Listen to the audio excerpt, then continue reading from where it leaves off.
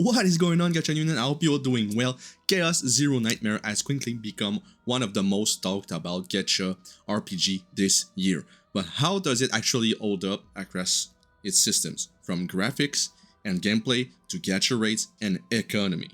Today, I'm rating every core aspect of the game, breaking down the high and lows, and giving you my final thoughts on whether it's worth your time and money. So, without further ado, let's dive in. So first of all here, I want to talk about the system performance. I am going to rate it 8 out of 10. Why? Because performance-wise, Chaos Zero Nightmare runs surprisingly well, especially considering the heavy animation and the flashy combat. On a mid-range phone and PC, like on the PC client, I rarely experience frame drop or crashes. Load time are short, menu transition quick, and battles run at a consistent frame rate. I did occur like some frame drop at certain point on like some of the cutscenes, but with that said, it's all good. I don't know how it's going to perform on like high-end on the phone. Is it going to drain a lot of battery? But so far, so good. 8 out of 10. That said, optimization isn't perfect. Some older devices may eat up. For a launch title with a playtest, I'd give Perseverance a solid 8 out of 10. It's smooth, reliable, and doesn't hold the game back. Second, so here I want to talk about the user interface, the UI system. I'm going to rate it 7 out of 10. Why not more? Why that high? Because, well, I like how it looks. I really like how it looks. The user interface is clean, stylish, fitting the game's dark fantasy theme, and it's easy to navigate throughout the entire menu. However, the sheer number of sub-menu, from character enhancement to equipment, cards, and currency, can feel overwhelming at first. There is so much menu, and it is like kind of copy of Audioverse and something like that. We already saw like this kind of menu. It's similar to the WoW. Whirling waves, and it's really not out of it. It's not unique. So this is the reason why I'm rating it 7 out of 10. And I also noticed that ability description are like buried in small windows, making it tough for new players to learn at glance. It's functional, but not flawless. Overall, I'd score this UI 7 out of 10, polished, but needs a little refinement here. It is way too close of what we've already seen from other games as well. Graphics. Well, this is 10 out of 10. This is where Chaos Zero Nightmare absolutely shines. The graphics are stunning, with a mix and high quality of 2D art, detailed 3D models, chibi character, and a fluid combat animation.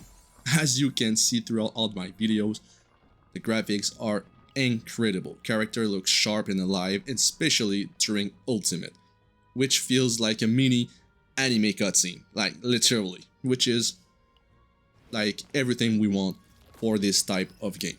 The environments are also well designed with moody backdrops that perfectly match the story's atmospheres, like the spooky, the scary things here. For a mobile first gacha game, this is top tier quality. No complaints here. It's a flawless 10 out of 10 for visual. The story. Well, I am now about to talk about the story. I will give this a 7 out of 10. The story is intriguing, but not groundbreaking.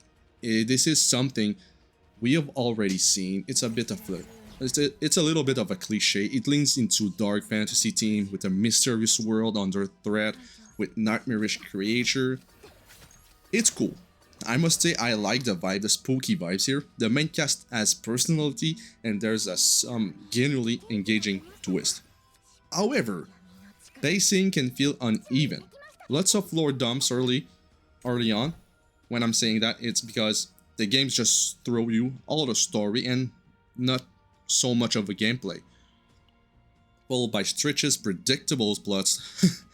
You'll see. I won't spoiler this any further, but it is enjoyable, but not as gripping as something like Art Knight for me. I preferred Arc Knight story. So still, for a launch narrative, 7 out of 10 feels fair. Good, but with rooms to evolve. Another part I want to talk about it is the sound and voice acting in this game. This is a huge 9 out of 10. The audio design is another highlight.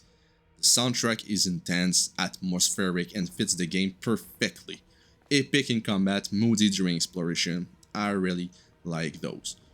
All the voice actors on the character are incredible. And I really hope it will be available on English version as well. Like we see on Apex 7 right now. The voice actor for all the animation and like the discussion they have together feels so crazy. Voice acting is equally strong with that. For the Japanese version, like the Japanese voice actor, the cast deliver emotional performance that brings the character to life, and this is what I'm actually liking. Overall, I'd rate sound and voice acting at a 9 out of 10. Immersive, memorable, and high quality. This is exactly what we deserve for this type of game. Next topic here. I want to talk about the gameplay. The gameplay is definitely the best thing of the game. A complete 10 out of 10.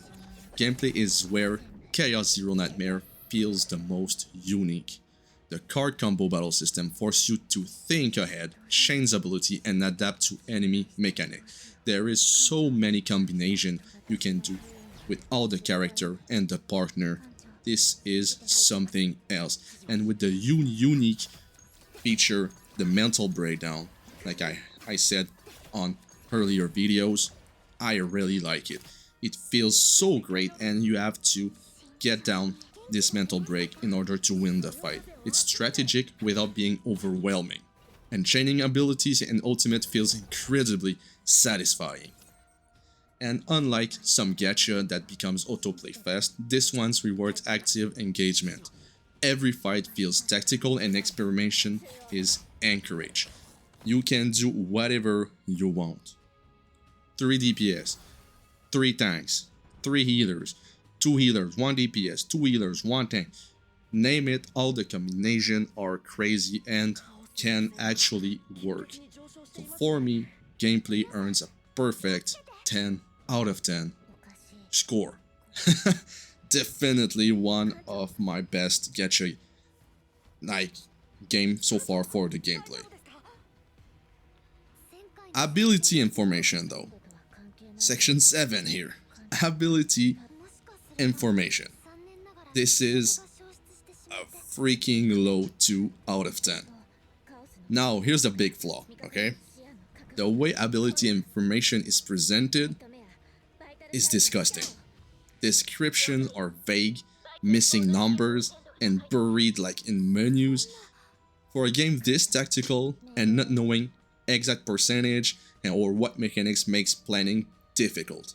Like, you have a card which grants a buff, but what the buff actually does, it doesn't set it anywhere. The only way to find out is to actually play the card and click on on the buff you earned on top left, and then you read the thing.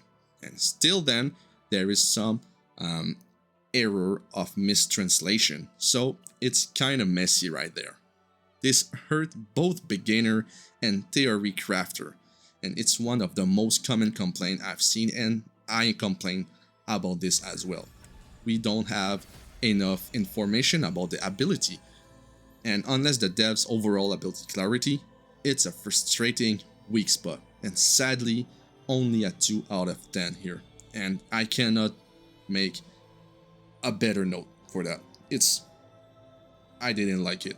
I'd have to search everywhere to see what my spell all actually do, and what are the percentage and it's scaling on what, and I didn't like that at all. Section 8. The Gacha System. Well. This is another big section. So Gacha System, maximum 4 out of 10. Summoning in Chaos Zero Nightmare is rough. Rates feel stingy compared to industry standard, and limited banner encourage heavy spending. Like, it is way too much similar to like the 50-50 Oyoverse thingy going around right now, and I must say I don't like it. There is a pity system, but it's kind of long, and without enough free pulls to back it up, progress feels slow unless you're willing to spend. The pity system is one of a hell of a flaws here. It's not great. For a free-to-play player, the gacha can feel punishing at least. The section can only get 4 out of 10. Playable, but frustrating. Imagine you're pulling for a character here, and it gives a like, it takes a lot to have the summoning ticket to summon for your character, and well, you lose the 50-50. How would you feel about that? Well, this is how I'm feeling right now in this game, because I will lose the 50-50. And that's not great. I don't like it. And they should definitely refine this and like at least remove the 50-50 summoning. It's not good. No one wants to have that. Okay, no one. I'm saying it. Devs, listen to me. Remove it. We don't want it. Section 9. Dupe System. For me, a dupe system is crazy good. And this one is, I'm going to rate it 7 out of 10. The dupe system is necessary in this gacha game. Pulling duplicate of characters strengthen them through a star up or awakening system. But you're not completely locked out of progress if you don't well, but it will give you a huge advantage. It's still tied to an RNG, but compared to our sheer dupe system, it's decent. Okay, I'll give it a 7 out of 10, but it's a 7 out of 10 if the game actually gives you more of the dupe system. Like Epic 7, take Epic 7 for example. It's sometimes difficult to have the dupes to have extra stat, but they are giving some slates or something like that, so you can like have the dupes once a month, a slate to have dupes, because they are impactful and you want to have dupes in this game. And the dupe ability that you gain is really nice. This is why I'm rating it up so high, 7 out of 10. But it can be seen as a 3 out of 10 too, because if you don't pull them, well, it's like fuck you. You don't have the extra stats and ability. So it's a mix and match here. But for me myself, 7 out of 10. Section 10, the game economy. Is there any economy in this game? Here's the worst offender. This is the worst thing about the game is the game economy, man. Resource distribution feels painfully tight. You don't earn any crystal. It's got so much of the premium currency to actually do your summons, and you get so little of them. And energy runs out so freaking fast as well. You have to spend crystal in order to do more content, but you don't earn crystal, so it's difficult, man. And premium currency trickle it slowly. Like you cannot freaking fill up with crystal, even when I played for like 20 hours in the game. This is ridiculous. Even like the dedicated grinding doesn't yield much progress without spending. You cannot play without spending crystals, so this level of restriction risks burning player out quickly. Unless future updates adjust the balance of it, the economy drags the whole experience down to a 1 out of 10.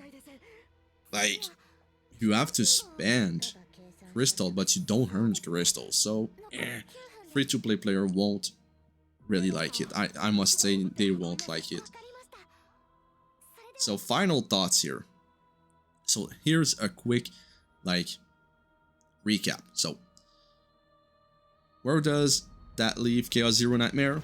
Well, performance 8 out of 10, UI 7 out of 10, graphics 10 out of 10, story 7 out of 10, sounds and voice acting 9 out of 10, gameplay 10 out of 10, ability information and card 2 out of 10.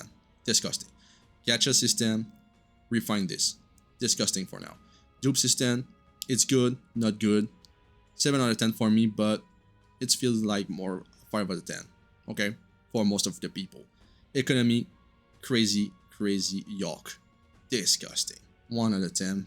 Poor economy in this game. For now, they have to adjust that like crazy.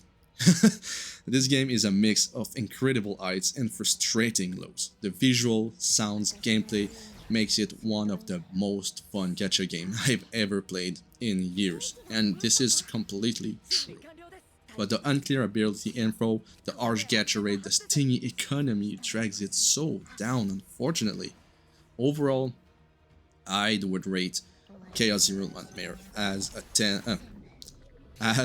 a 7 out of 10 right now, as it is. A strong foundation with amazing potential, but it desperately needs quality of life fixes and a way more generous economy to keep player invested in long term. And if you enjoyed this breakdown, don't forget to hit the like button right now, subscribe, and drop a comment sharing your own experience about the closed beta and what you think like the game could be doing better. And as for me, I will see you in the next one. Bye bye.